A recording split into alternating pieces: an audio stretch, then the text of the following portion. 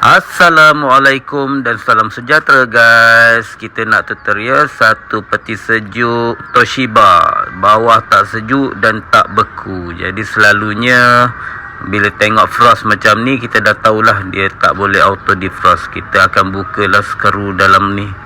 Ada beberapa skru, kita buka dan buka cover tu. Jadi beginilah keadaan cooling coil belah dalam. Bila dia tak auto defrost, heater tu tak dapat nak panas, tak dapat signal untuk defrostkan dia. Jadi selalunya inilah bimeter temu atau defrost thermostat rosak.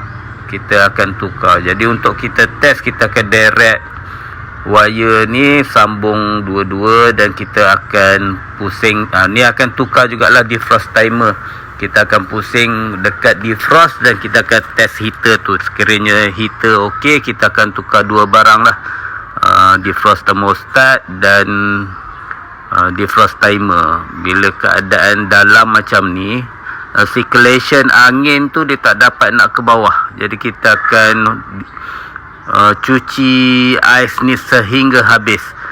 Bila dah habis tu, semuanya akan okey lah. Kita tukar defrost thermostat dengan defrost timer. Peti ni akan berfungsi semula seperti biasa. Jika ada sebarang pertanyaan, boleh komen. Tanya je. Boleh like, komen dan share. Terima kasih.